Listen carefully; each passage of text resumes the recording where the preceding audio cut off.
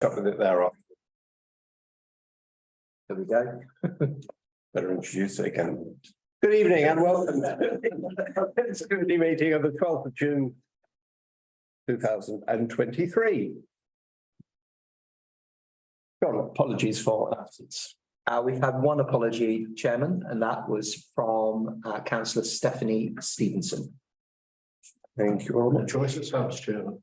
Another choice of two subs. Well, yeah, so she hasn't. That seems fine. Is he allowed to stop? We have another Johnson news article as well. But pending orders, Stephanie needs to tell you before 5 p.m. Okay. Did she appoint either of them before 5 p.m? I think she threw something out there, but nothing formally came back. Okay, well, you're both very welcome. Yeah. If there are any vote, we'll tackle that one when we get to it. I guess. Don't make any. Declarations of interest. Councillor Cole. Chair, I suppose I should declare an interest as a member of the Rotary Club in respect of item 8, Thatcham Fun Day, as they run the car show. Thank you very much. And with a similar thing on the Thatcham Fun Day, we are sponsoring the dog show, Trick Frame. So Indeed you are. Thank you very much for that. Thank you. Any more? No.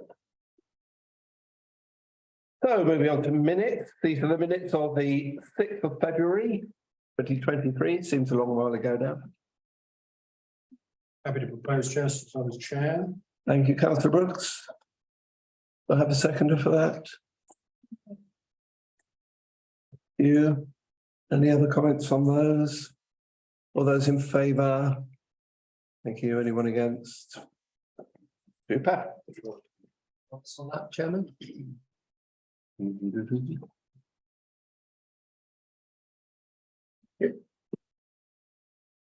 Yes. Matters arising? Any matters arising? I just want to say one thing and just let the committee know that we now have in place an events officer who started 2 weeks ago called Emily Mosley. She's an ex-producer at the Watermill and ex-producer at the Chipping Norton Theatre. So she settled in reasonably well, and we're looking forward to having her on board as part of our team. Hitting the ground running with the fun day coming up, I guess. She certainly is. Super, thank you for that. Okay, then item 5 on to the budget. Yeah. Share it on the screen, that would be good. Yeah, so organised with that.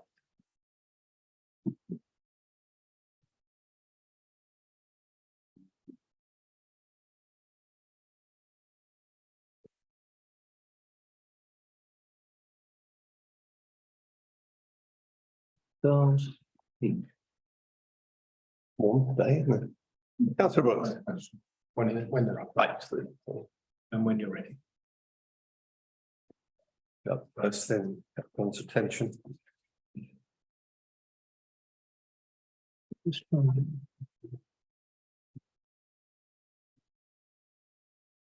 You had it just then. Yeah, that's the problem.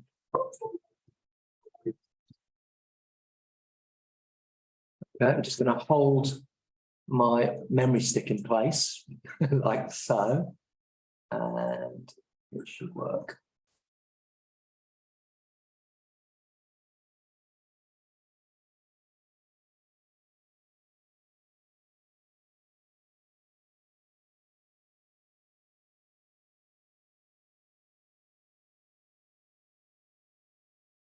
We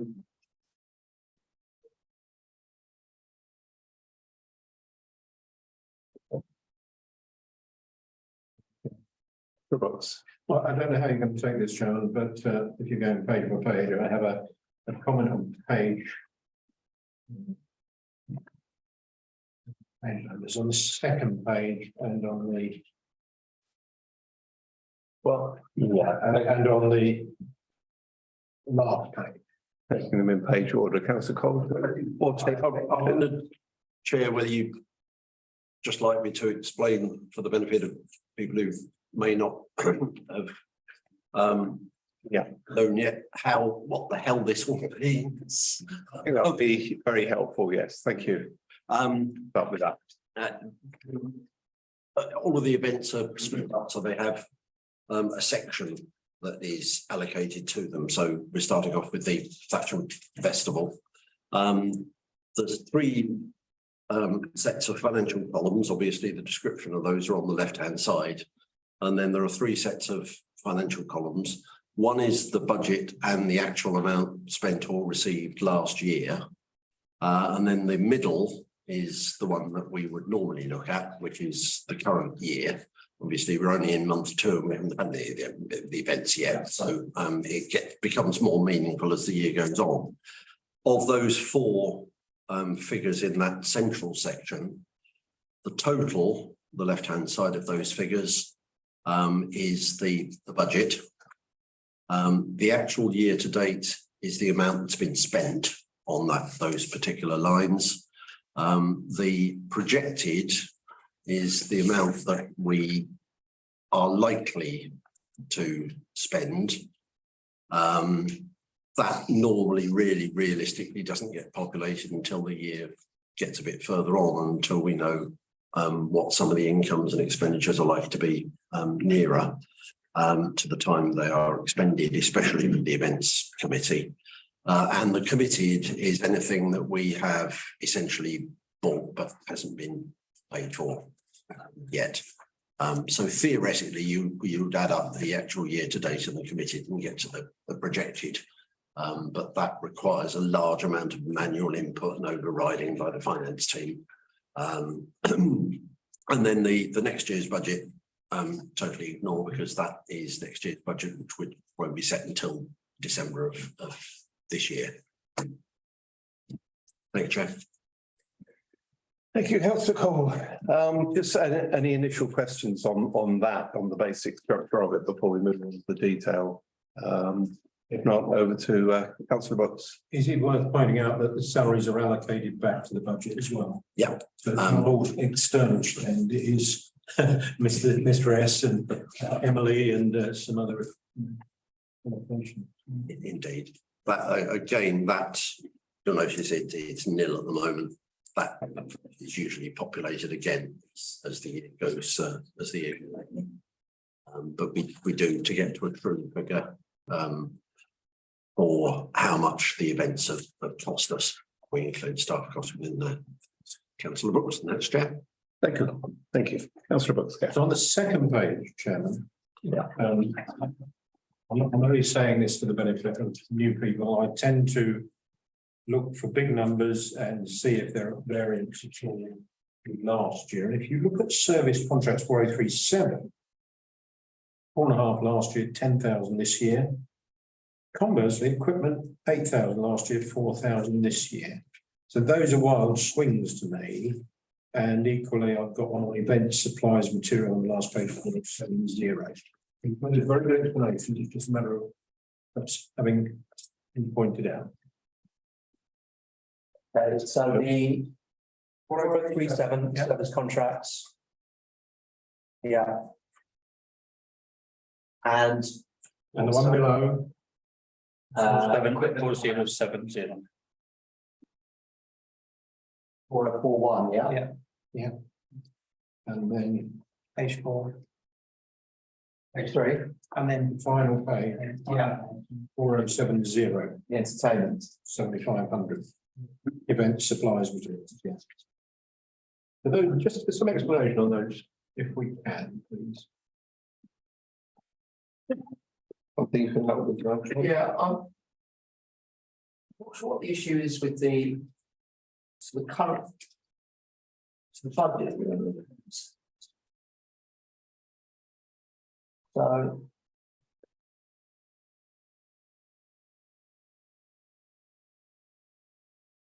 okay, so the service contracts current year budget is 10,000. Last year was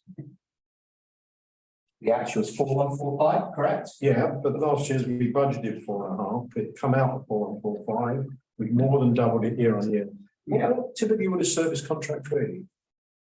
So I probably need to double check, but what Christmas events takes on two forms.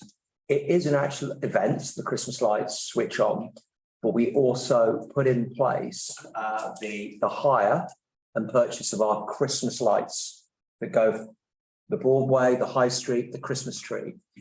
And I had suggested to Mel that the issues we have is that we hire some of those lights and from different contractors, and we also purchase some of those lights.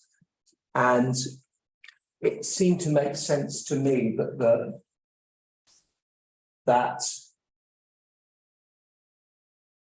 these two columns, 4145, and probably, yeah, I'm a bit sorry, I'm kind of a little bit at odds as well, because I thought what we were trying to do is the equipment hire. To be fair, Chairman, it's not got a material impact at this stage, so Just the last figure. we could get an update the next meeting. I wouldn't mind Offline. if I could do that, because I'm slightly, caught me by surprise, but I'm sure there's a reason for it. The other one as well. Yeah, okay, if you, Just for us. One, equipment hire, so it's 4,060 and the previous year, the budget was 8.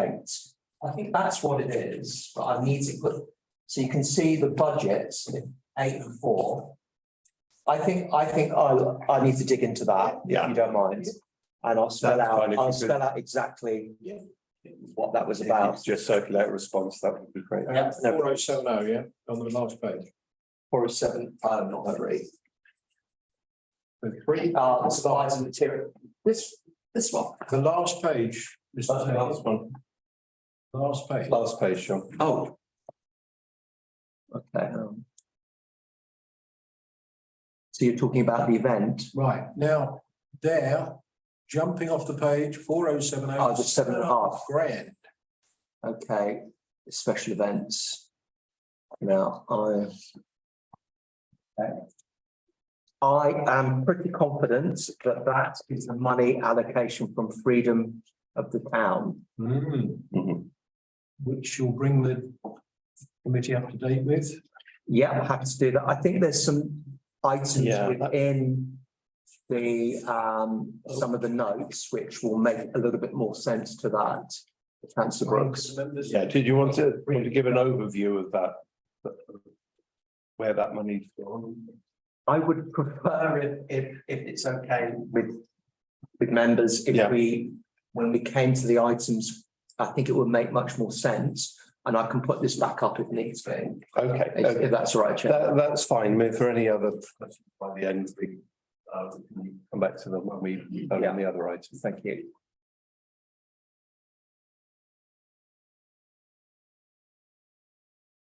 Thanks. Thank you for pointing that out, Councillor Brooks.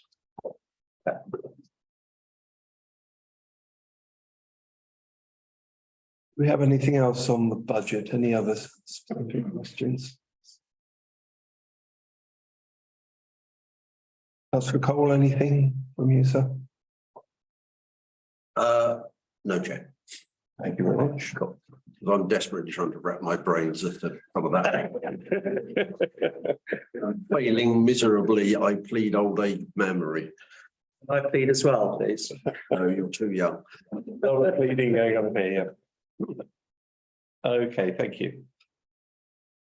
So moving on to item 6, Heritage Working Party to, part A is to receive and consider adoption of the minutes from the 8th of March. Which you should have in your notes. Any comments or proposer on that one? Happy to propose, Chair. Do we have a seconder for that? Thank you. All those in favour? Super, none against it.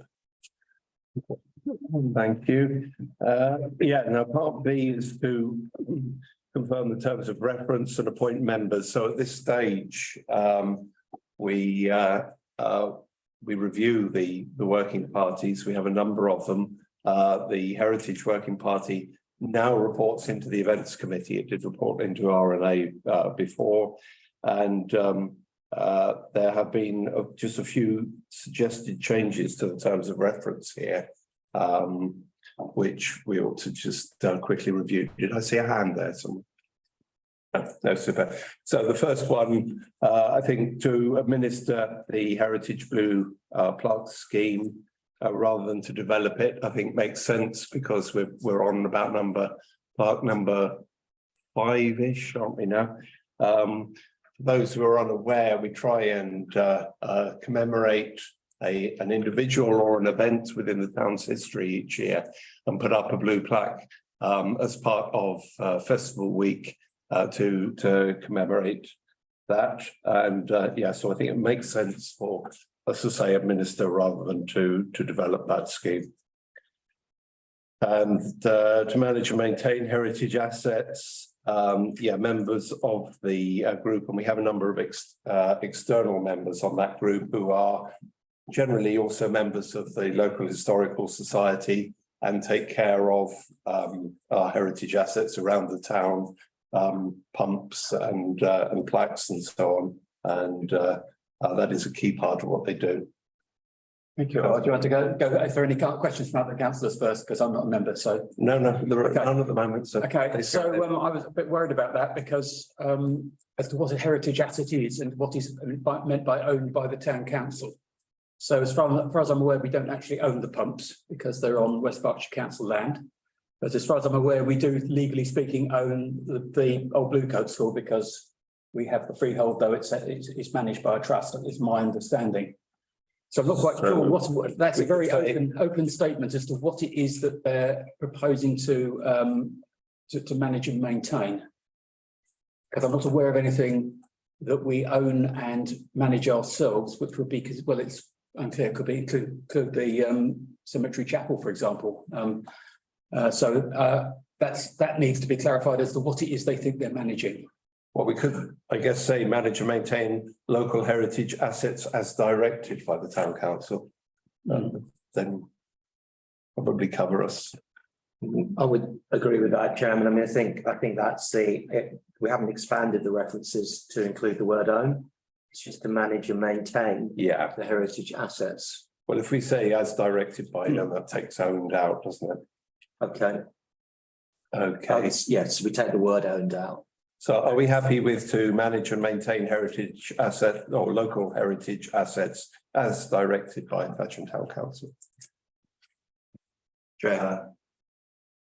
Sorry. Can I ask a general question? Yes, of course. Sort of springs from that. Do we have a list of listed buildings and bits that we actually own and or are responsible for? Yeah, Councillor. We have a full assets register of everything is owned by the council, so it would be on there and part of. Okay. Whether we have a separate register for anything considered historic, I don't know. Then, well, I think the Historical Society maintains registers of other things that might not strictly belong to us, but which we maintain anyway, or kind of. Yeah, that was my eye on that. That was my point, because as a new person here, I don't really know what's ours, what's not ours. Do we actually own it? If we a quarter owner, we maintain it, we're picking up costs. I don't know. So the key one, as Mike said, is that you know, if we own it and it's got a value, then it will be on our register. Jim, as a follow-up, at the next events committee, might be worth bringing a list of what we think may come under the purview of this heritage working party. Right. Yeah, I mean, if that would be a good idea. Yes, it would be a good idea to do that. I'm not sure that that's formally defined in the sense that, you know, although we've got our own assets, as I say, there are probably other things that come into the. I'm only asking a question. Yeah, I don't know what the answer is. So. Okay, we will certainly try to draw up an overall register.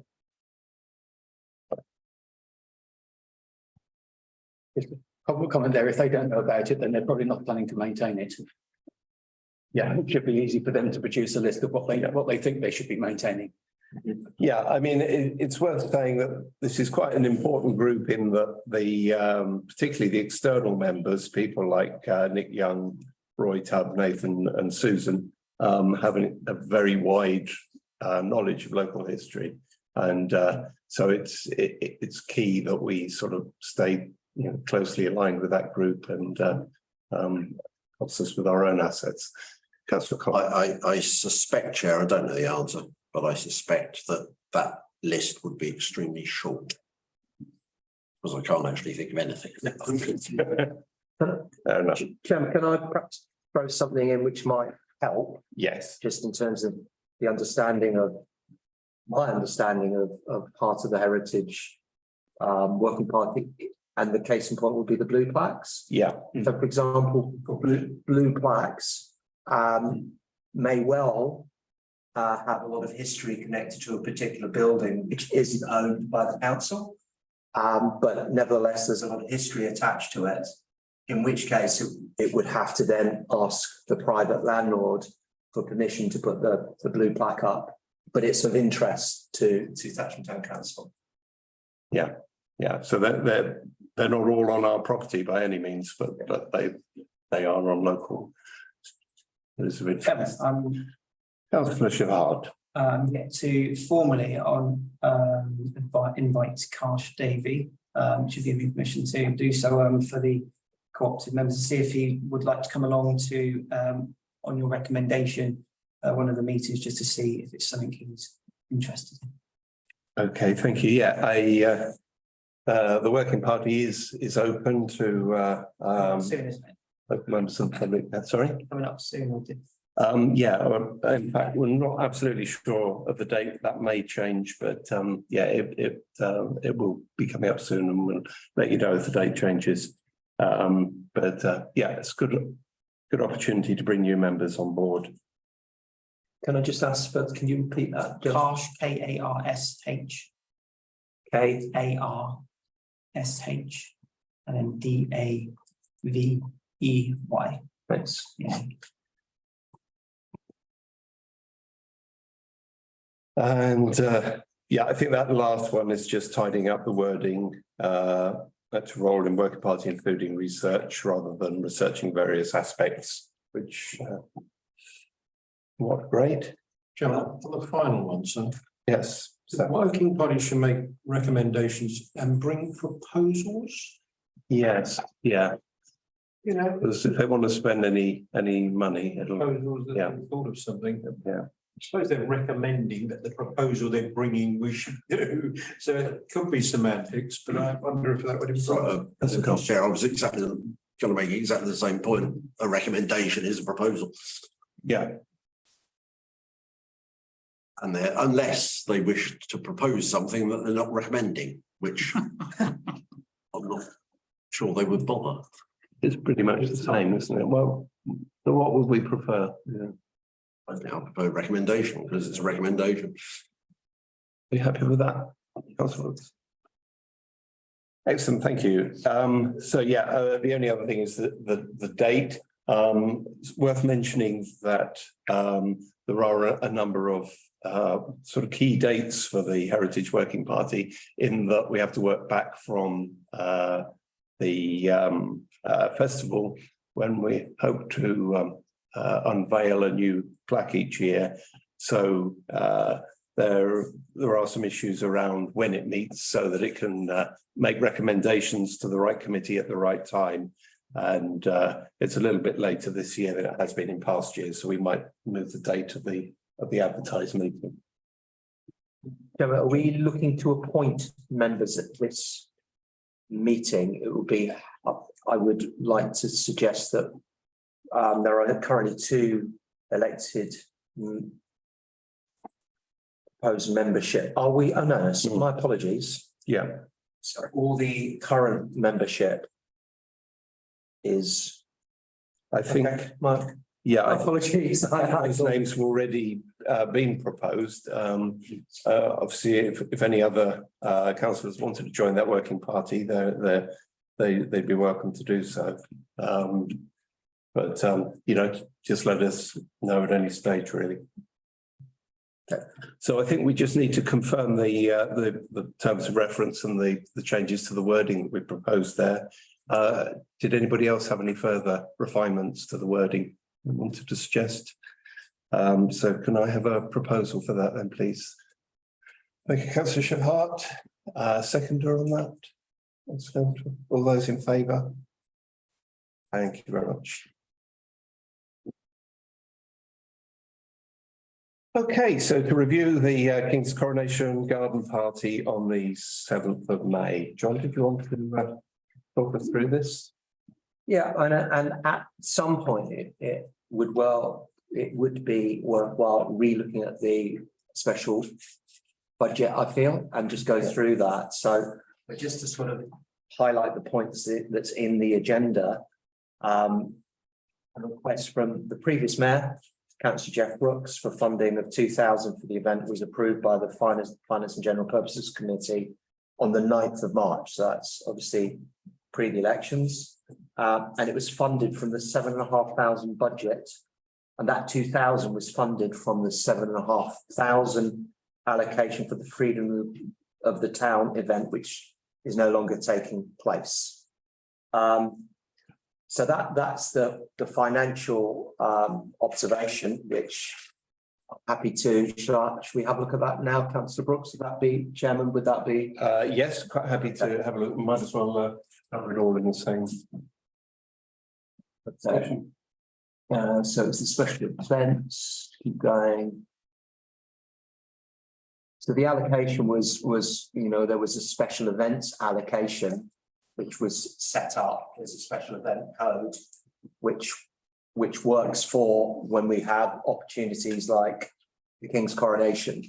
So Councillor Brooks earlier had said, and you explained the event supplies materials, and in that, because is the £7,500, which is the freedom of the town.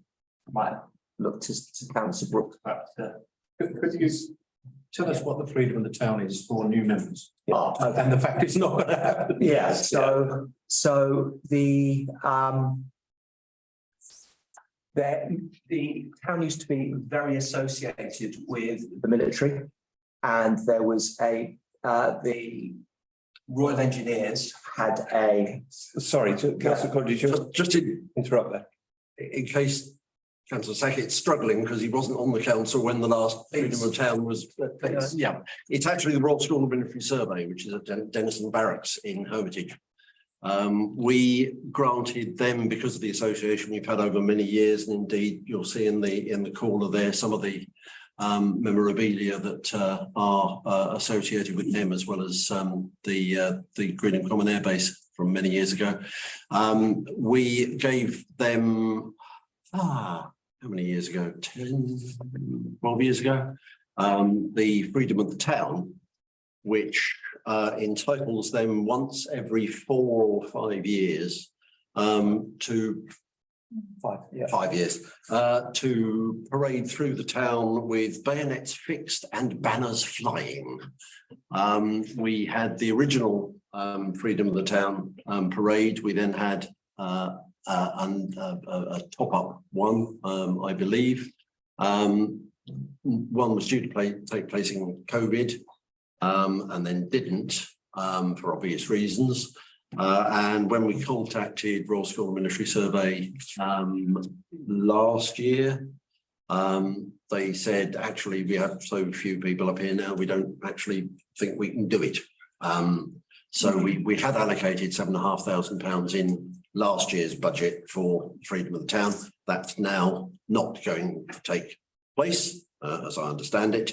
Why the £7,500 is still in there rather than taken out is something I'm going to take up. That was my next question. That's what I'm going to take up with the finance manager. I suspect it is because last year's last events committee agreed that that's where the King's Coronation money was going to be coming from. So Miri, the finance manager, has basically just bunged that line into the events budget, but it shouldn't be in there. £2,000 should be in there, but not the whole shooting match. as I understand it. And therefore, Chairman, Okay, go back to centre and it may be allocated back to events, it may be allocated elsewhere. I would say no, personally, because it wasn't in the budget. It wasn't allocated in the budget. All right, so this is a bit erroneous. Anyway, subsequently then, the paperwork says an application for a national lottery community grant was successful with an award of £2,160,000. Very well done. yeah. And very well done that you actually spent £20 less than that. Thank you for this. Yeah. Do we have to give the money back if we're not doing it? Going to use it on a bit of cleaning of something, you know, just to. I'm just on about lottery grant money. If we've got it for one reason and don't spend it for that. Do we have to give it back? Is it a contract? I don't know. Sure you guys would know that. That's a very good question. Yes, I don't know the answer. Councillor Cole may want to. I'll just point out again, Chair, the salary allocation, which again it has got to be wrong because that event didn't cost £1,845 in terms of that. Apology, we always get this at the beginning of the year. There are always adjustments and things put in places where perhaps they shouldn't be. So we're looking at page 6. There's no salary allocation in there. That inevitably did cost some staff time, and therefore I doubt whether that surplus will still be there. Can I just clarify, is that Page 6. 5006, like the number? Yes, that's the point. So that's to come out of the pot as well. Not that full amount. That again, that amount is wrong. Can I just add to that? Yes, in our application to the National Lottery, we did put in the salaries. So there was the real cost of putting that on. There were also elements which we then managed to get further support and finance from the co-op, from the community grant from the co-op, but that was in kind for refreshments. So in effect, there's a grant application that went to the National Lottery grant, but Councillor Cole's quite right. At the moment, all you're seeing is the cost of goods, so to speak, as opposed to labour and staff time. Yeah, so it seemed more natural that if we're applying, so are you saying that we spent £2,000 applying for a grant for £2,000? 2001, yeah, 2K approx. Okay. No, can I correct that? As I understand it. See what I'm saying? And Tom correctly, he's wondering whether we spent £2,000 out to acquire a grant of 2,160, which is not the case. That's right. We have spent £2,160 of the 2,160, which didn't actually cost us anything to apply for, he said, looking at John. No, there was no cost in the actual making the application. So we've spent the money on the event, not on getting the grant. It's just clarification because I'm so new to this, getting up to speed. That's fine. Yeah, perhaps the English is a bit how I've written that point can be a little bit confusing, Councillor. So Simon, Maybe with an award of Councillor Pike and then Councillor Gruff. Thank you. Well, having applied for a national lottery grant for a different purpose on behalf of the council, there was quite a lot of time involved, I suspect, because it was an exceedingly tedious form for the amount of money. So that effectively part of the staff allocation would have been for applying for the grant, but it'd be only a small proportion of that. That's Brooks. Thank you. Certainly on special events, there is some staff allocation. Sometimes they come up during the year, you playing catch up on staff allocation. But of course, staff allocation is a cost we have planned to spend because we employ those staff during the course of the year. Yeah. For me, the staff costs are about if there is any overtime. So additional charges to the council, which can be done. And this is really just a way of allocating the sum total of the staff costs to different lines of the budget. But while we're doing all this high finance, I do hope we're going to get on to what a good event it was. Yeah. And I was just saying, let's.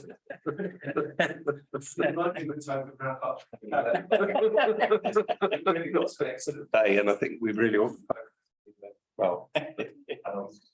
We are in danger of getting a bit bogged down in this, but yes, I mean, would you like to say a little bit about how you felt it went from your point of view, and then we can ask the councillors to. I'll get in that we were extremely lucky with a very fine weather day sandwiched by on either side poor weather.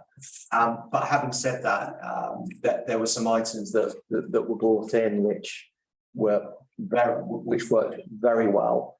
Part of the grants that we got from the National Lottery was to try and get elderly members of the community who are socially isolated to come to the King's Coronation. And we were reasonably successful in that. At that time, we were also struggling because Help the Aged and Sovereign had lost two of their key staff that we normally work very closely with. So we had to make some quick research in terms of all the local communities that have sheltered and care homes. And I think of the 400 people that came on that particular day, it was obvious that there was a lot of the older community that arrived, and it was quite emotional to some extent because the day worked incredibly well. And there was a lot of support from councillors here, both on the particular day, as well as councillors who have left the service in both supporting the event, but also making cake and biscuits. So that it all helped to contribute. The whole feel of the event was that there was a community supporting a community. So I don't know if people would echo that, but that was certainly my feelings at the end of the event. Absolutely. I was there all the way through, and I think all the feedback I received from people who attended was very positive indeed. I think it was a bit of a surprise to some of them that they'd be invited there and have free tea and cake and be able to sit in the sun and listen to the music and enjoy the entertainment. And they really were delighted with it. So if anybody, Councillor Cole. I will only take issue with one thing that John said. He said that we were very fortunate with the weather being good on the day. For those new members, this is part of John's job description to arrange decent weather, to the extent that he now carries the epithet of our weather wizard.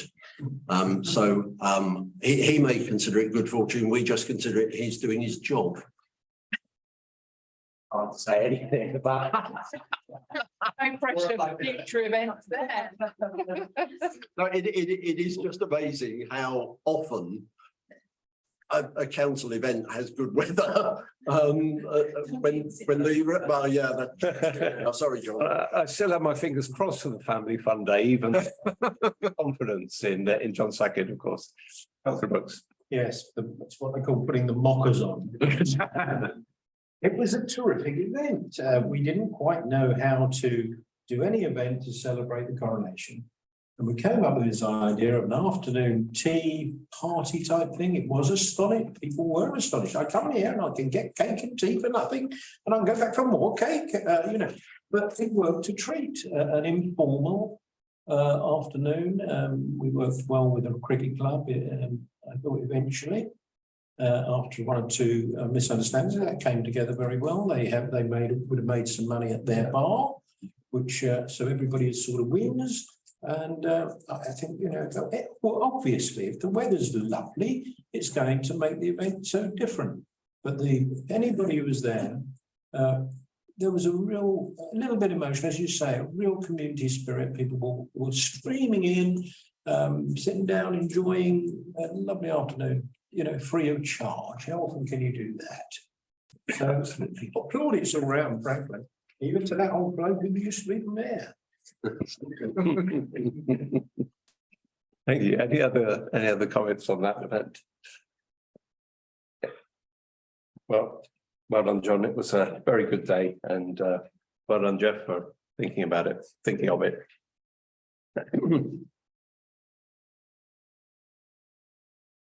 That was part an update on the time capsule proposal.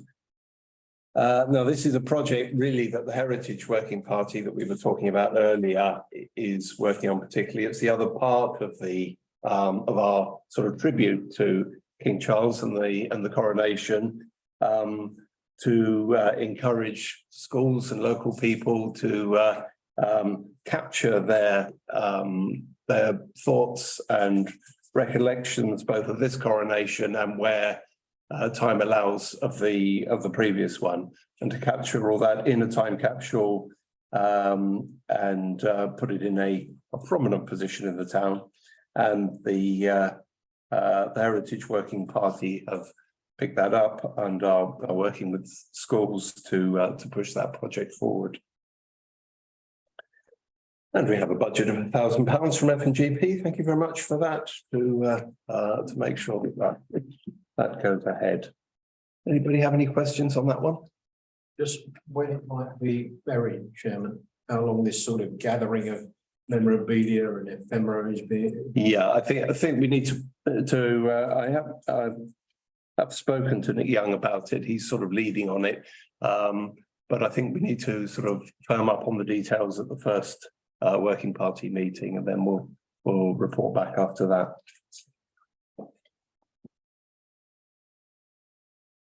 Okay. Family Fun Day. Okay. So just really the top line, because the points are in, I feel, the report. Obviously, it's still at the planning stage, but I would like to say that everything feels like it's really on track.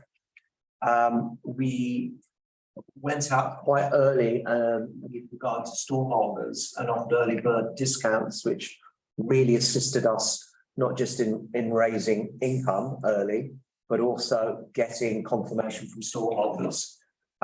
So with that in mind, and one of the issues that we had last year was with the record 13,000 people on site that we had last year, was the lack of catering options and the lack of catering. So I'm pleased to say that we had 24 street food refreshment style catering units that are confirmed and have paid. That was an issue we had last year, was that the ones that we had, there was a couple that hadn't paid and didn't appear on site. So we have 24 that have paid and will therefore, we imagine, be on site, and a really lovely diverse mix of street food, from Caribbean to your burgers and chips, to Mexican, to Thai, to vegan offers as well. So a really good mix. One of the other points we'd like to make is that the stage that we had last year was because of some Queen's Jubilee special funding. So that was the only reason why we managed to have the stage.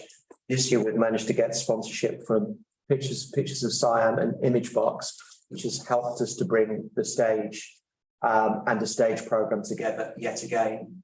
We've got a nice stage program which has come together as well, with West Berks Rock Choir, Beyond the Suns, who are very talented and interesting young group of teenagers who have now signed a record, apparently a record deal with an American label. So that's really interesting, and they're going to be at Family Fun Day. And also kind of like to also mention that we also managed to obtain a significant grant offer. So there's two things here. We made an application through the Good Exchange for a project called Thatcham Introducing. And Thatcham Introducing was all about giving opportunities to young people in Thatcham. So that was part of the application. So the initial thing was, because it was an application from the council, straight away Greenham Trust, as well as other councils within West Berkshire, they will providing it's an application that fits certain criteria, they will offer a match fund for that. So immediately we got that, and Newbury Building Society put £200 in straight away, and we got that much funding. We then had a subsequent meeting of, Greenham Trust had a subsequent meeting and funded an amount of, I think I'll put it in here. Thank you very much. Of £1,875 towards putting that together. So some of that we've just mentioned here will be in terms of this Thatcham introducing stage, a programme within the stage, but some of that will be to do some research and development in terms of what are the issues for young people in terms of access to music. So that's happening at the moment. We've copied in Councillor Martin Pratt, Councillor Harper, because he's part of the Thatcham Youth. Yeah. And I think Councillor Suzanne. So they're aware of the work that's being done by a gentleman called Charlie Fletcher, who's extremely experienced in terms of Thatcham, in terms of youth development and music development networks. So the brief is for him is to do the research and come up with project proposals in terms of that. So that's part of that Thatcham introducing, which I wanted to let members know about here. Should I carry on? Yeah, well, are there any questions about the introducing stage? I think it's a great opportunity to bring somebody in who really has the experience to lead on this and is able to do some research with our young people locally, and to give people the opportunity to get onto a platform and to perform in ways that they wouldn't otherwise be able to do. So I think it's a great thing to be able to support. Yeah. Just more about the event itself. Yep. As I'm sure most members now know, I only moved into the area in January. So I'm just moved into the area in January, Yeah. so I literally have never seen it before. Is it a free event? It is a free event, yes. Okay. Is it deemed to be an income generator for the town? No, shall I? Sorry, Chair, Yeah. shall I? No, go on. No, there's a budget that's set aside for the particular event. And that is within, again, I can go and kind of show you the budget that's set aside for that. So it's quite. I was looking through your events budget and I couldn't see anything that was big, because I know these things can cost quite a considerable amount of money. Yeah. There's one down there, you had equipment hire. I wasn't sure if that might be in there somewhere. I just couldn't really find, because it should be quite a substantial. How do you think how much for? Okay. And then that's the whole thing. Okay. Yeah, no, On the background of it, yeah. I mean, from my point of view, it's an event that has grown significantly over recent years, and John and the team have put a great deal of effort into building up the stall holding, the entertainment, the sponsorship. Really building up into a really impressive event for the town.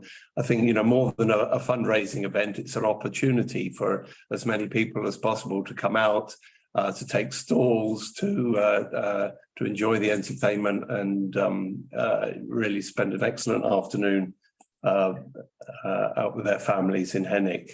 So it really is our showcase event in the summer, I guess, in that it's a really big event for the town. Well, I mean, one thing I guess, wasn't talking about it now, but the one thing that I would ask of all councillors is that, it's a huge undertaking for the small staff team that we have here. And if anybody's available to help and hasn't yet expressed an interest, to let John know that they're available, but also to use every means available to push out publicity about the fun day, every channel available. If you work in a school, make sure it's up on the notice boards. if you're in a local office, to make sure people know about it as well. Because, you know, we, as a council, we try everything we can through the local papers and through social media to promote things. But it's amazing how often you hear somebody say the day after, I had no idea there was a huge event going on in the middle of the town, you know. It's a great shame that people miss it simply because they don't see the right channels. So those two issues, and also something that John was discussing with me last week, was the fact that we are always pressed for parking space at Hennick. So we're trying to promote this idea of share cars, walk if you can, cycle if you can, all that kind of thing. So again, if you're telling people about the event, if you can promote those things as well, so that we don't end up with traffic. Councillor Brooke. Well, I think it's now become very firmly established in our town. I think people start to recognise June, towards the end of June, this family fun day takes place. So the awareness, I think, will grow year on year on year. And you'll never get to 27,500 people in Thatcham to know exactly what's going on. But I think the awareness is strong. It's a big field. I say this through you, Chairman, to Councillor McCann. It's a very big sports building. Walking around there as the mayor, you get pretty tired walking around. But not only has it got real benefit to the people of Thatcham, it's got benefit to charities and stallholders, small craft stallholders who come along and pay for their pitch and get money, both for their hobby or whatever, their income, and for charities who come along and say, I can make a bit of money for my charity. So it's got disbursements and benefits to the community beyond. We're going to finish, John. No, I'm not. Beyond the social and community benefits of it. And I think when I read here that, you know, you're going to reduce the amount of paper that we use to actually promote the event, don't go too far. As you said, flyers up in shops, Jay, in any, at the Rotary, at the schools, you know, that's really brilliant to have that up. As I'm walking here today, there's a big sign up, you know, an A3 sheet. Those still have a big impact. Even on the day, if we are pushing stuff out from Facebook of this wonderful event that's going on, that's being picked up on social media almost without us realising. So well done. It's a terrific event, and the weather will be lovely. So can I add just I'm sorry, Yes. just in terms of, because when I came here, I was also, well, what is it? And it's interesting because there's a lot of partnership. The best interesting, you know, in terms of Rotary, put on an event which doesn't cost us anything, but there's 150 classic cars that will be coming to that event, which are an attraction. And even more interestingly, they will pay for the honour of being part of that display and give money to their preferred charity. So it's a mix of things like that. There's a dog show that we put together, but it's not a Crofts dog show. It's which is sponsored this year by Picture It. Fantastic, thank you very much. But it's a populist. It's not it's completely opposite to a Crofts. It's like, well, ugly dog.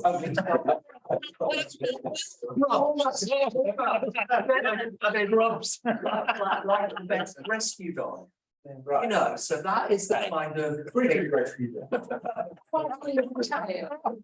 dog with the wackiest tail. You know, so It's a dog show for the people. yeah. So I think that's maybe that's what we should call it. You know, it's and I think it's built up like that.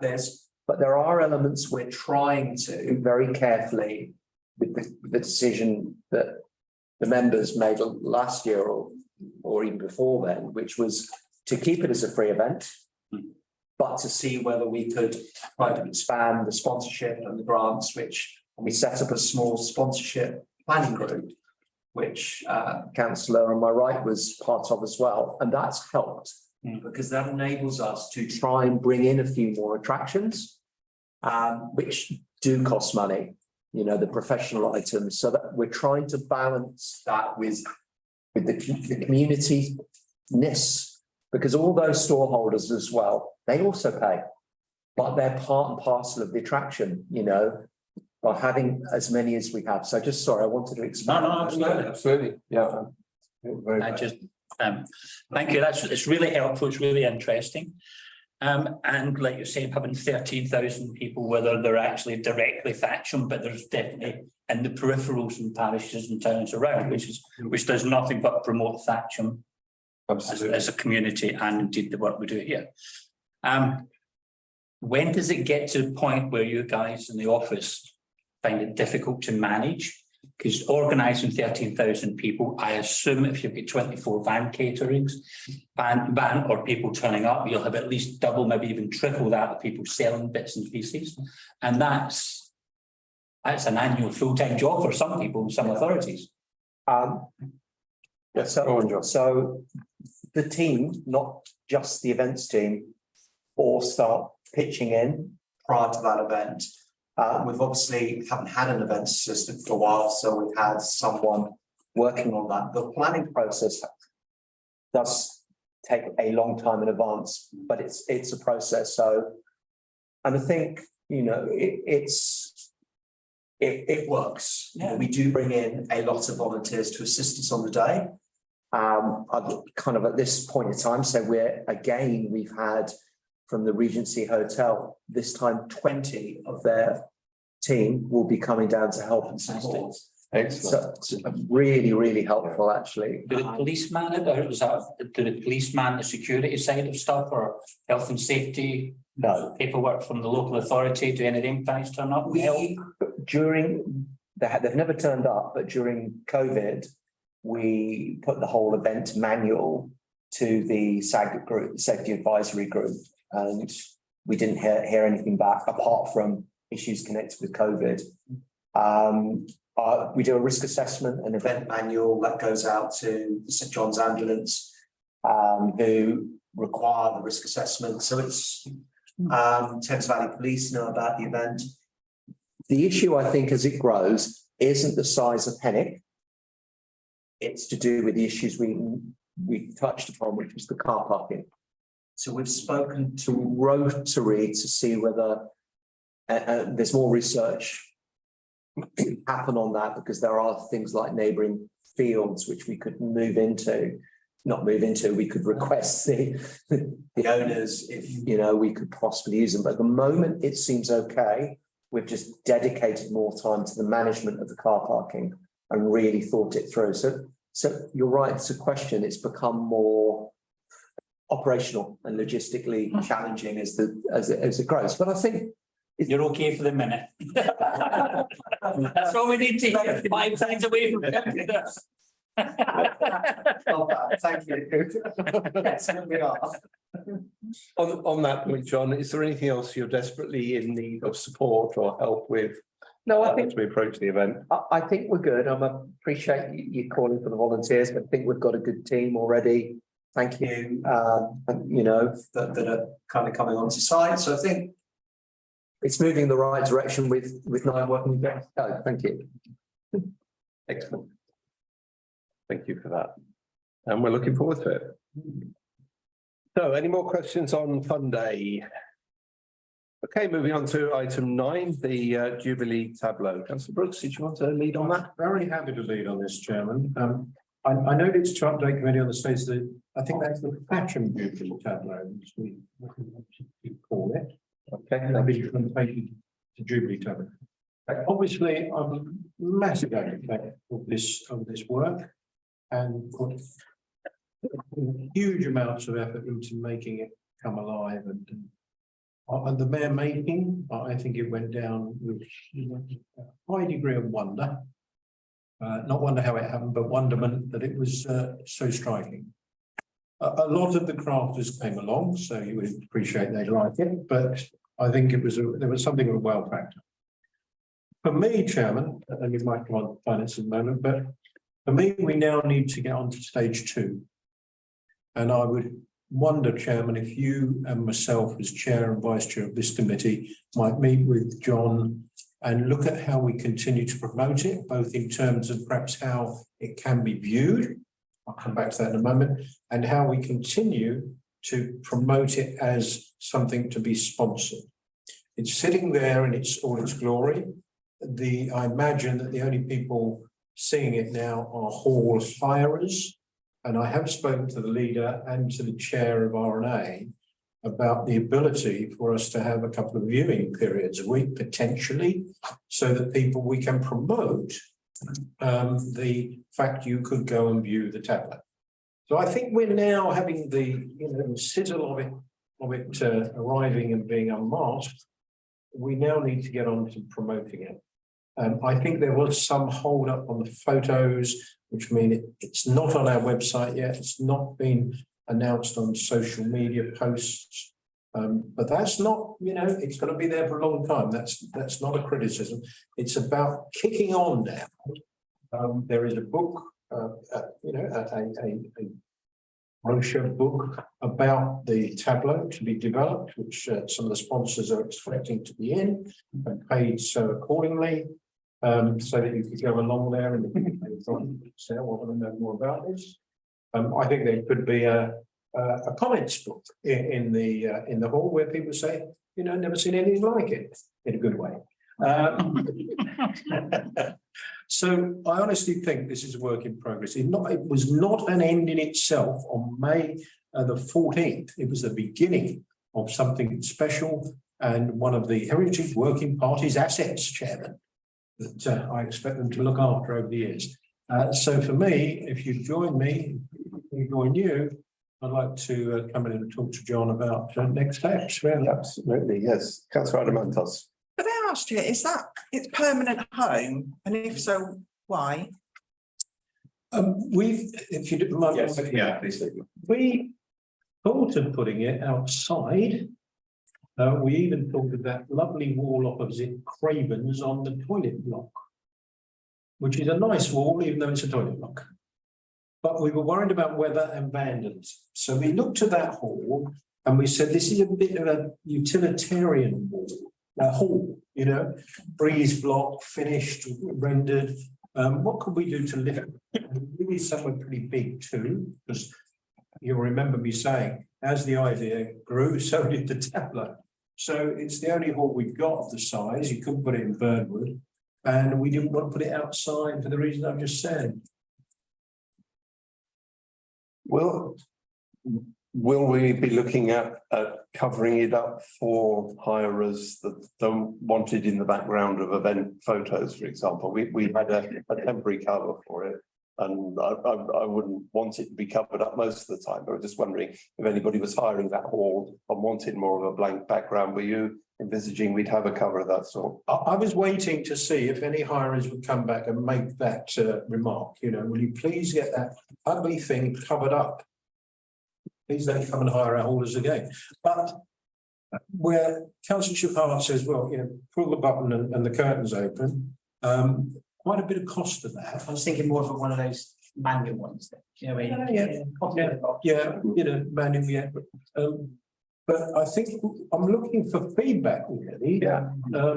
Hire is going in there and saying, oh, this is interesting, or oh, we were going to use that wall for something else. But well, we can wait and see. It may not be an issue. Councillor Lunn. My personal opinion on that, it's now part of the hall, and I don't think it should be an option to have it covered. You wouldn't expect to go to Reading Town Hall and not be able to see the version of the Bayer tapestry. It's there. I don't think having it covered up should be an option. It's nice that it's a feature of the hall itself. Yeah. Councillor Cole.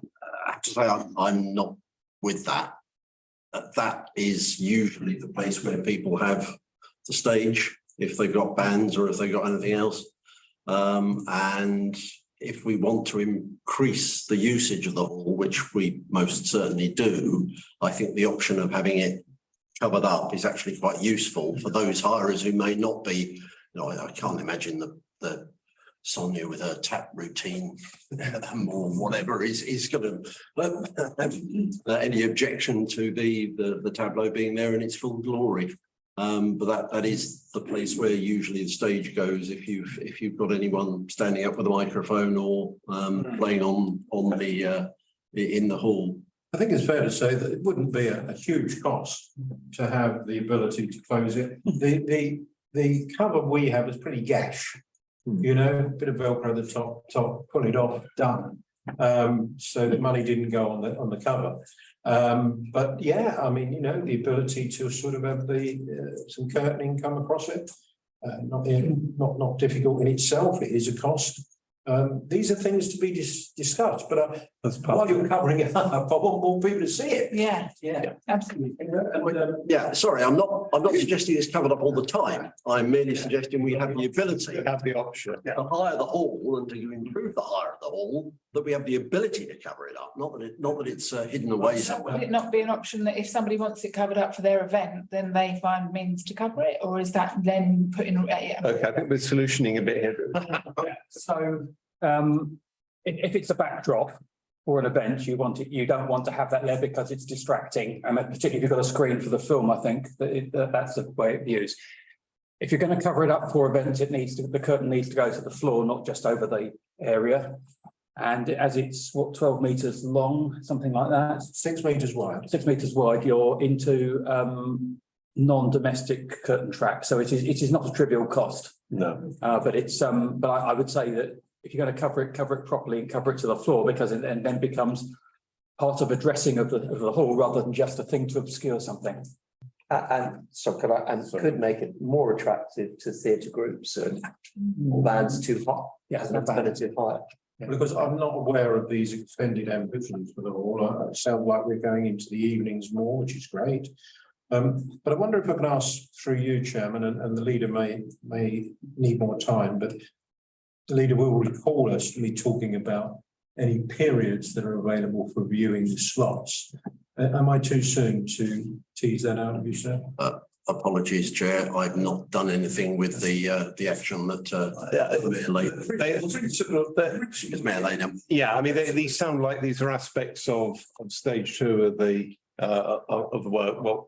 What we need to do to make it more visible, you know, whether we have an option to make it less visible if we need it and that kind of thing. So some of that will depend on feedback that might come from hirers, or at the same time, we probably want to gauge interest from people who didn't get an opportunity to see it the first time and maybe looking for access to it. The fact of the matter is, as time passes, people are going in and seeing. It's a natural fact. But if you're okay with my suggestion that you and I sit down with John Sackett, we look to the next phase of its promotion. Okay, thank you. Councillor Cole. Just a thought, Chair, in however many months' time we've got Thatcham Festival coming up.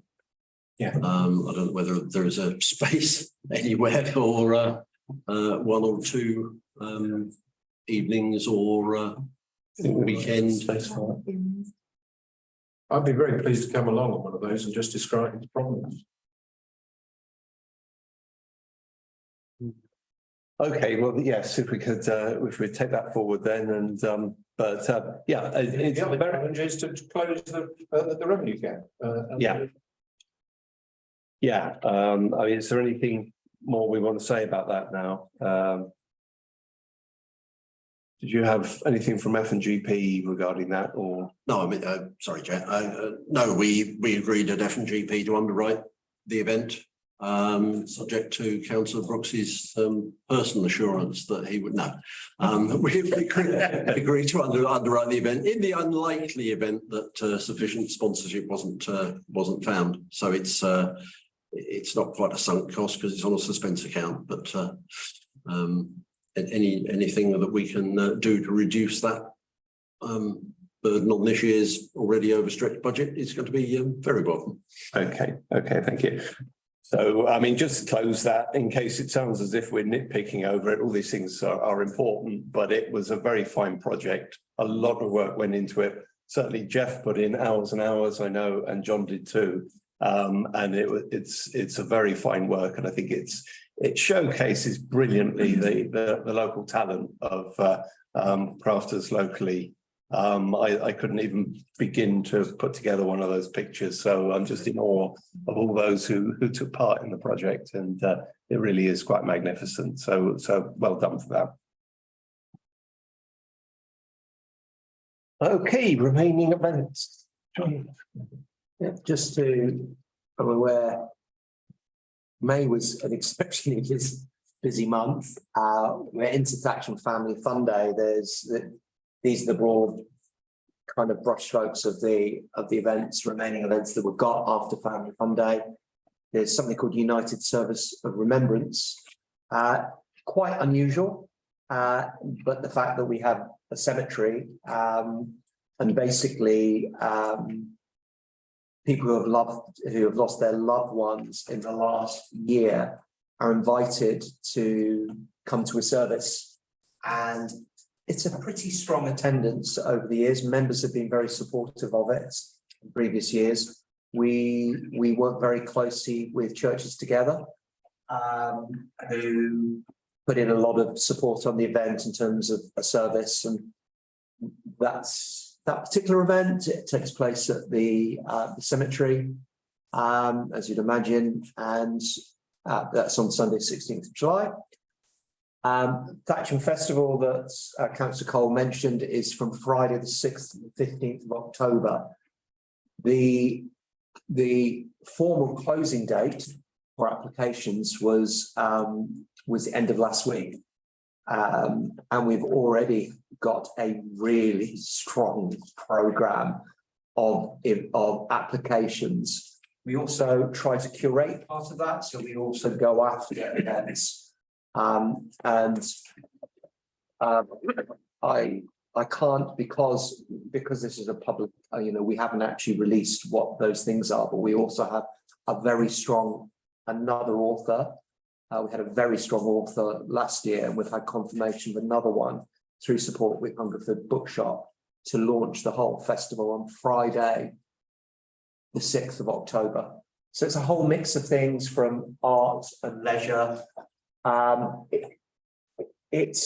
like to think next year, and perhaps after members have seen the event and know a little bit more about it, that maybe we need to start thinking of the shape of it, and is it more of an arts festival?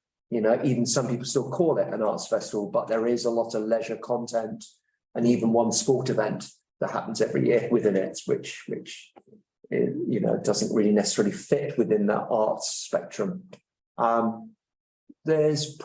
year, where there were over 45 events, it looks like we're going to have about 45 events in 9 days again. So yeah, I can pause there. Councillor Shivard. Yes, I just wanted to bring up my meeting with the library, just very briefly. They say that the idea to be submitted by the 21st, is that correct? It's just what they had. I know you said it's done already, but 21st of June is what I've got on my note. I think you could be right. Okay, it's fine. Thank you. No, that's fine. It's just Did I say last Friday? I said last Friday. So I think it's just before Family Fun Day. So that could well be right. the last Friday. Yeah. Okay. We have an event we'd like to put together. Brilliant, fantastic. So yeah, we do accept applications beyond that, but it helps to get the brush strokes together. Thank you for checking on that. So the other events are Armistice Day, which we support, but it's led very much by the Royal British Legion, that particular event. Remembrance Sunday is very big for the town, and RBL, actually Royal British Legion, asked us, because of the scale of organising it, they asked Thatcham Town Council a few years ago for us to lead on it and put that together. But there's average between 600 to sometimes 1,000 participants in a parade, as well as it seems like half the town, up to 3,000-4,000 people sometimes come out to support that. So that's Remembrance Sunday on the 12th. And the big event, which we talked about the budgets for it, but it's the 1st of December, warming up for Christmas, like switch on, which quite a few of you may well know about. We've closed down the last few years. We closed down both sides of the Broadway, and the numbers seem to have increased every year in terms of the scale of it. So that's, and then the Civic Carol concert, 10th of December. I want to add one other thing, which, because I think it's worthwhile, and I think we've forgotten about it a little bit, but a while ago, we worked closely with West Berkshire Libraries, Museums, and the Historical Society to create a really interesting exhibition, which is a focus on Thatcham, and that's in West Berkshire Museum. It's definitely worth seeing. It's kind of fills 2 rooms. It finishes on the 17th of September. And one thing they were talking about is whether elements of that could then come into Thatcham, possibly for our festival this year. I don't know, but it's well worth watching, seeing. Yeah. Certainly. Councillor. I just noticed there's no fun on the Broadway this year. No, do you, Yeah, do you want to? there wasn't last year either. So members decided, after having looked at all the different budget permutations, that wasn't an event that, you know, it was an event that they could kind of make a cut off. Yeah, so that was the reason. I don't know whether there's any other councillors want to say anything on that. No, I don't think so. I think it comes down to priorities. Yes, it was decided a little while ago, looking at staff resources, the amount of time involved in organising things and costs and so on. At that time, it was decided to take the programme. The thing that I would say on that, from a retailer's point of view, is that it got a lot of people who didn't have an awful lot to do because it's during the school holidays and they're trying to find things to entertain their children. I would say it got a lot of people into the town and walking around and seeing what shops were there, a lot more than at the Christmas lights, because all they're interested in is getting around, getting the letters and getting back to what's going on in the Broadway, which is Santa and everything else. They're not really as interested. Whereas in the summer, the fun day, particularly if it's nice weather, the families seem to come out for it. I noticed a lot of people coming into the shop for that. So from the retailer's point of view, I would say that that's perhaps a good thing to get people, raise awareness what's in the town. That's good feedback, and it's great having high street retailers on the town council now, because you know we get a different type of feedback, and it's something I don't think we'd have the time for this year, but it's one to feedback into the mix to see whether there's an argument for it next time around. Councillor McCann. Thank you. Again, just so I can familiarise myself with the event. Do we charge people for coming to the event? Are people selling things at the event? Or is it just like a bit of a hippie pop up and do what you like, as long as you fulfill The festival or festival? Yeah. 6 days, 10 days, 9 days. Yeah. part and part. Interesting, because when I first started in 2019, the feeling I got was that it should be a free event. From whom? From previous events, from previous festivals. Okay. And it was discussed at council meetings that actually there had been occasions where some of the events within it were charged. So last year there were quite a few events where a charge was put in, either from ourselves if we were directly managing that event, such as Robert Harris. There was a talk there, but the sentiment has been, because the history has been of a free event, we look very closely at any income charging to make sure they're outstanding value. Robert Harris event was sold out. We probably couldn't have there wasn't a shortage of, it was just exactly 120 people came to an event and paid £6 a ticket. So we are starting to introduce charges. There is a couple of organisations, interestingly, that have said, well, you know, they don't like the Prince, that they don't like it, but in general, no one has kind of, the feedback has been pretty positive. Getting something for free, most people are. No, it's all right, it's been pretty positive about some of the changes and some of the income charging. Have we considered, as we as in previous council, considered if people are making money from that, we should be charging them money? It's just as a principle. Councillor Cole, did you want to come in there? I see. Yeah, it was actually a slightly tangential point on the charging, Chair. We have had, and again, I guess I have to declare an interest on this one as well, because I'm a member of Capsule, local Amtrak group. We have had situations where nominally CAT's performances have been sold out. There's no charge being made because, as John says, that was when Judith Gildersleeve set the festival up when she was mayor.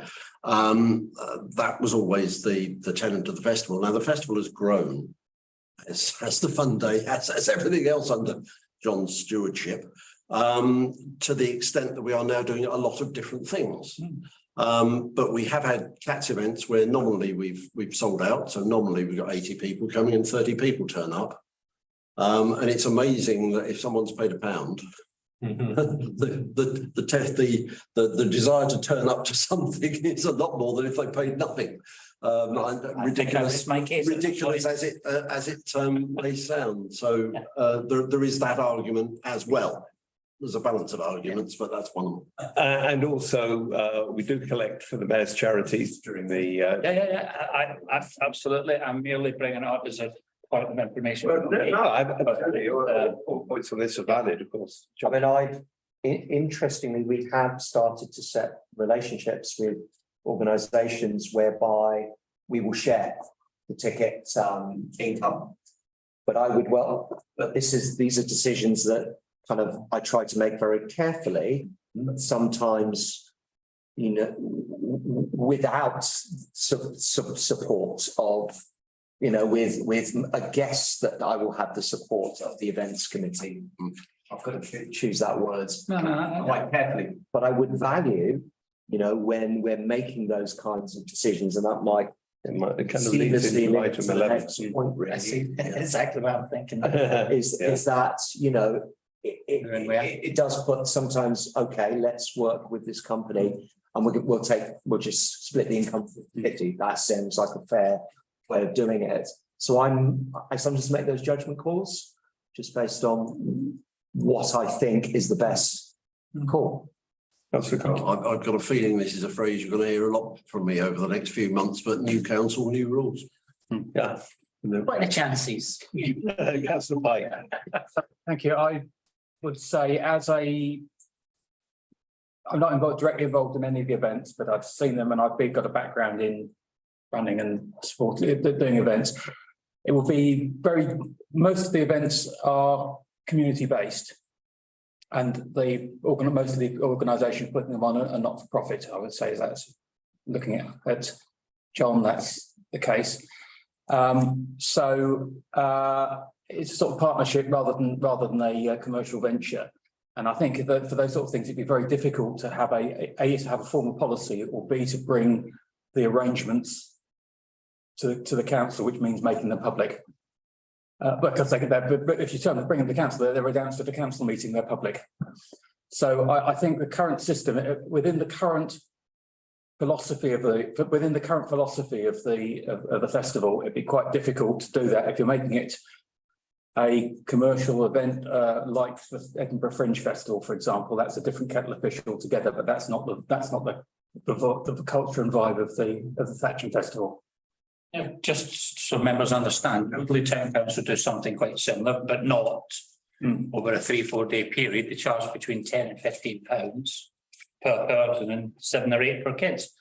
And the Carnival Committee, I can assure you, are sitting on hundreds of thousands of pounds a year. Yeah. Now, I'm not suggesting you go down that road, but I think it seems if somebody's making money out of this, the Town Council is providing a service for nothing. Yeah. There should be some exploratory work done on how that worked out for the future. That's all. Nothing more. You've got any paper copies of the programme from last year, because that might be John have a look at what it was, that would give a better idea. Yeah. By the way, I'm all for people making money at festivals, don't get me wrong. Yeah, no, I mean, and I mean, as Councillor Cole said, new council, new rules, and we might have different perspectives on this. You know, it is important that John has a sounding board when he's making subjective calls on these different arrangements. Councillor Brooks. Yeah, I think you may be picking that up on the next item, Chairman. For me, when people say, what do town council do? Well, we provide all, I think, of the play areas, playgrounds for children.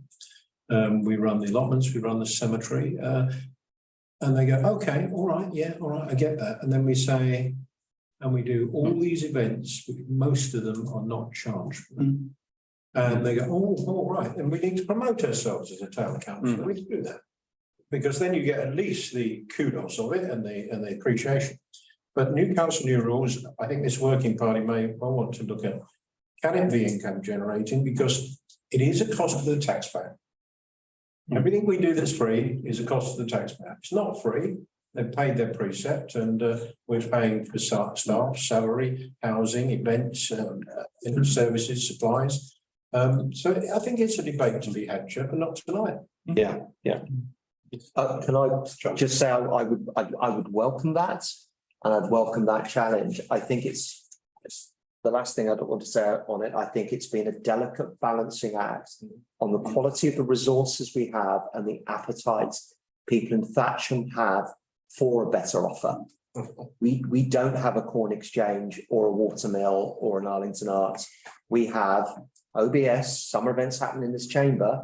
We talked about Frank Hutchings Hall, doesn't have blackouts and et cetera. So that's the balancing act. But I would absolutely welcome, because I think we've developed it pretty well over the last few years in terms of the budget we've got, the income we've raised, but absolutely, I think we should always question and challenge, and I'd really welcome that. Okay, thank you, Councillor Pike. I think one of the key things for me about our events programme in general is that they're inclusive. And it doesn't require a very large charge before it ceases to become inclusive for some families. And to some extent, it's sort of the antithesis of the Newbury Spring Festival, which is a very uninclusive thing. Careful what you say, you're being recorded. I know, because the cost of it, the supply of tickets versus demand, and the sponsors thing. It is not. This is something. The things that Thatcham puts on, subject to capacity, are things that everyone can participate in. Yeah, and I think it is a question of striking a balance. Some events will be paid for, but we try to make as much of it free as we can. And I think, as Councillor Pike says, it is very much a family festival, and it has its own character. That character might change a little bit, but it's a question of striking the right balance there. It is linked, really, this issue to item 11. Do we have any more on the remaining events? Is there anything else you want to cover? No, not at all. No. Okay. So moving on to the last item, then, was a suggestion from the town clerk that we set up a small working party for events, and I think we've seen one reason for having it tonight, but full events committee meetings tend to be quite far apart, and the timing of them isn't always ideal when we're planning for events. So it's very much a two-way process, I think, when councillors want to make sure that their voices are being heard in the event management process, but equally when John needs to come back and get a sounding board for some of his decisions on issues that he may not be 100% confident about making on his own, it's a good idea that we have a small working party. The great thing about working parties is they are very flexible. They can meet online, and they can sort of meet anytime, and much more flexible than the committee itself. So I think it is a good idea. You know, I'm happy to take that on as chair of this committee. I'll open it to the floor, but I suggest that maybe it might be a good idea if we had a representative of F&GP, just so that we got a firm view of the financial side of things, and maybe one or two newer people project some ideas in there. Yeah. Two volunteers over here, Joe. Joe, were you commenting or volunteering? No volunteering. Volunteering, Jake. The maximum is going to be interesting. Oh, we can decide. Well, it doesn't have to be a firm maximum of 4. We just don't want to make it too big, because we've got the same issue of bringing everybody together. I think you've got one. Were you volunteering there, Ben? Well, I've got events. Thanks. Absolutely. I'd be happy to go on it with the finance hat on. Make it, Chairman, I propose you make it 5. You've got 4 volunteers around the table and yourself. It's fine. Okay, that's fine. I'm okay, I'll get told what's happening. I mean, I welcome that kind of challenging questioning, to be frank, you know, yeah, absolutely. Can I just clarify, are working parties open to all members to attend? Well, so Some groups are, so.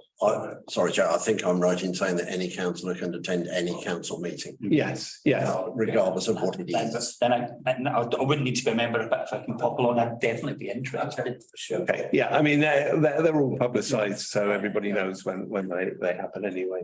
Thank you. Yeah, so they're not publicised because the agendas are only sent to the members, if I recall correctly. And Okay. it would be helpful because you know, I don't want, I've got enough on. But then on logistics side, there are specific elements I might be able to help on, and I'd be happy to attend meetings when that's being discussed. But in order to do so, it would be helpful to see the agenda. Yeah.